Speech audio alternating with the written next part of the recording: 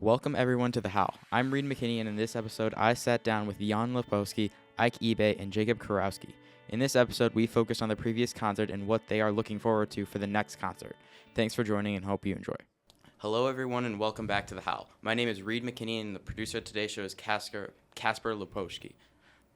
And we are very excited to have Jan Lojewski, Ike Ibe, and Jacob Kurowski here in the Dispatch podcast studio, powered by Jets Pizza. Hello everyone and thank you for coming. Of course, Hello. of course. Thank you. So, just to start off with, what got you into playing orchestra? So, Ike, why don't we start with you? I think most of us started in 4th and 5th grade. They came to our schools. We got to pick instruments. I think most people tried it just because, it's new, it's fun, everyone's doing it. A lot of people didn't stick with it, though. Some people's parents forced them. Some people just actually enjoyed it. Yeah, it's a little bit of both for me. Same thing for you, Jan? I played classical guitar before getting into orchestra, so I had some prior musical experience. And then I saw a video of someone playing the Pirates of the Caribbean theme on the bass, and I was really inspired to join orchestra. So that was why I chose bass and orchestra for.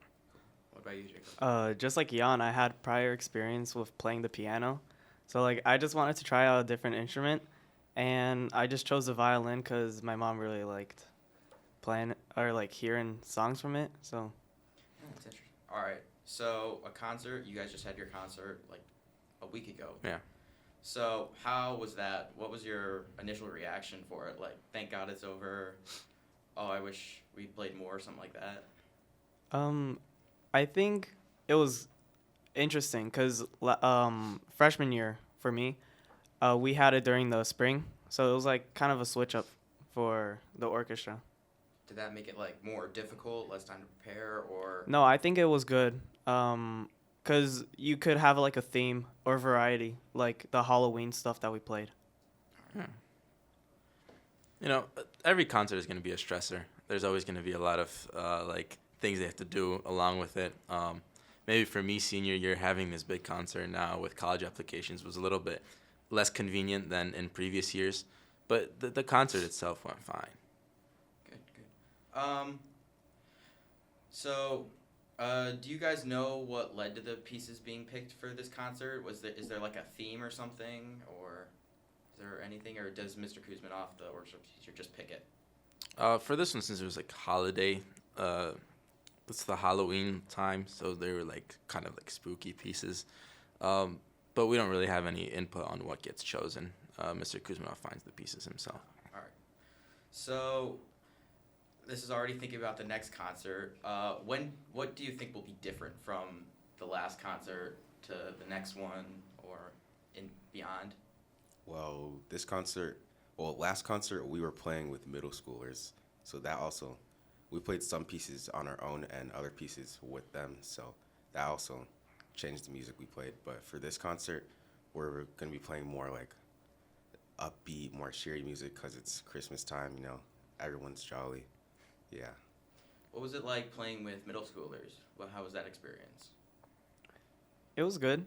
Yeah, we got to hear a lot of stories on how they got to play and everything. It was fun. We got to know them better. Cool. Yeah, it was fun to encourage the next generation, show them what a high school orchestra is like, let them see what they could be a part of in the future. I think it encourages a lot of people to continue their musical careers. Cool. Do you guys know when the next concert is, just off the top of your heads? Or? It's in early December, right before our winter break. All right. What were some of the most exciting pieces to play in this past concert? What was the most exciting part of it? Stuff like that. I think for me, we had a guest conductor, which I knew from years past, but he composed a couple pieces for us, and I believe it was Skyline, right? Yeah, no, Project Energy. Yeah, it was Project Energy, which was renamed to a different name. But that piece was it was a quicker piece. So it was much more fun to play than one of those slow songs. So it was really cool to play that piece. I also liked playing Skyline. Those are two of his songs that he composed and everything, so he has a good pick. It's cool. So who is the guest conductor? It was Dion Morales. He's a middle school teacher at Chippewa in District 62. Cool. All right. what was like the audience's reaction to the pieces? Like, was that like something enjoyable? Were they like, oh, thank God it's over, or stuff like that? They always enjoy it. The audience consists of basically just our family members, usually. So they're always happy to see us playing. The moms are always recording. Yeah, they love it. Yeah. All right. Do you know like the background of any of the pieces? Like what led to them There's being like picked? one that's like called The Ghost of Mary Howard or whatever. Lady Howard, yeah. Lady Howard, yeah. It's an interesting piece because it's composed by like some British story on how like a grandma went through like terrible marriages and like died unfortunately. So it was weird. Like, how was that like put into music? Like, was Like it like spook- slowly played and then fast parts? How did that work? There was like intense parts in it, and kind of like chilling parts. It was like a mix. Yeah. Lots of contrast between tension and like relief. Cool. Do you know any of the pieces that you are playing for the next concert, the one in December? Has he- Not officially. Yeah, Not no. officially. We've Alright. gotten some pieces like ideas, but nothing like set in stone. All right. What are some cool parts about those pieces that could be played in the winter concert? Did you guys play them enough to figure it out, or? No, we had like one run through all the songs. They're interesting though. They're all I holiday themed. Huh? All holiday themed. Yeah, all holiday themed. Do any of them have like what's the word, like, are they known Christmas songs like Jingle Bells? Yeah, some of them you'll recognize. Most people don't know the names to them, but yeah, most of them have parts in them that incorporate other holiday songs. Cool. Was there like an overall theme to the concert other than like other than like holiday stuff? Because like I interviewed Catherine Smithson earlier, and then she said that the theme was like American stuff, so like American composers, American type of music. Could you tell, or was that evident? No, not really. I didn't even know. I missed that part. Oh, sorry. So, you said that middle schoolers came. Other than like just playing with them, how do you think that that they look up to you, and then how they might want to continue their orchestra career as they play with you and see what they could be? Well, I mean, I don't think the middle schoolers necessarily like look up to us. They don't really think highly of us, but I think it's important to see, like, all of us are in other activities aside from orchestra. We're all like in AP classes or whatever, all in sports, all doing other clubs and activities. It just shows them like it's worth it to keep practicing your instrument, keep playing in orchestra. You know, it brings more opportunities. It's fun. Your parents love it. There's like really no reason to quit. I think as well, when the middle schoolers come, they're really excited. I think this year, because the concert was earlier in the year, the hype didn't build up as much. In previous years, when you had it at the end of the year, they had the whole year to like look forward to this big concert where they get to play with the high schoolers. This year, because it was so early in the year, like that hype didn't build up.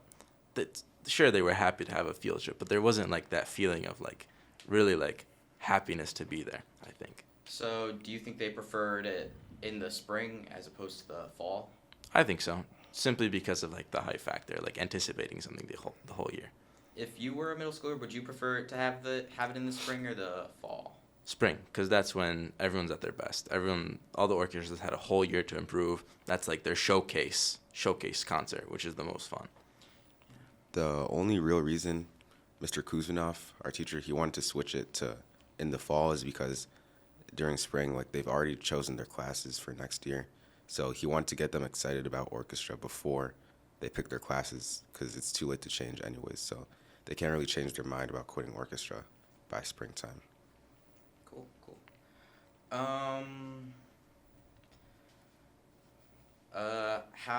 How did you guys prepare to it? How did you guys prepare for the concert? Was it like a lot of practice? Was it like a lot of just mentally preparing? Was it like, how was that process? I think there was like a main focus on our pieces rather than the ones that we play with the 8th graders. But having them come over and practice with them was a good idea. We got to like get the other stand partner. We get to know them. But yeah, it was, I don't know. That's all. That's How all was I it? got. How was it like getting to know them? Was it like difficult? Were they like scared of you? They were scared for sure. It's a new environment. They're seeing new people from other middle schools too. So yeah, obviously they're gonna be kind of nervous or scared. Yeah. Cool. You guys have anything else to add to that, or? I think it really depends on the person. Some of them are like really, they're like, Yeah. tell me more about high school, how's the orchestra, etc. So even if I've never met some of these kids, they just start talking to me. Sure, why not? Is that your stand partner? Was he or she the talkative person? Yeah, the other bases, because we not really stand, but we have individual stands, but the whole group was talking. It was really fun. That's cool.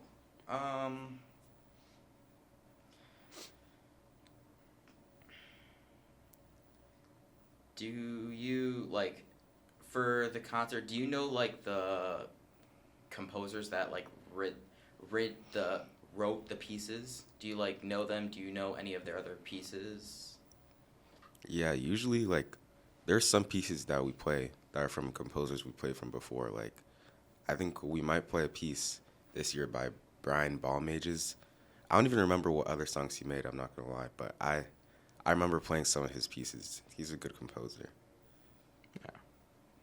Yeah, we have a good mix of like popular contemporary composers, like more modern day, and then those like classics like Camille Saint-Saëns, Debussy, Mozart. Like it's a good mix. Cool. Is there anything else you guys would like to add, or? I don't know. I'm looking forward to the next concert. We'll see where this year takes us. Cool. Anything else? I think I would like to say that, like, I wish more people came out and watched the concert. Normally our viewers are just our parents, like I said before. I think everybody our age thinks that, like, orchestra is just, playing classical music, Mozart, Bach, Beethoven. Like, there's a lot more to music than just that. Like, we can play we can play pop songs. We can really play anything, but I just think people need to be more open-minded about that and maybe just give it a shot, listen to some of our concerts, listen to us play, and I think most people will actually enjoy it. All right. Well, that's all for today's show. Thanks to Jan Lojewski, Ike Ibe, and Jacob Kurowski, and thank you to our viewers for tuning in. Also, thanks to Jet's Pizza right over there on Rand Road. That will do it for this episode. I'm Reed McKinney, and on behalf of Casper Lopowski, thanks again, and see you next episode.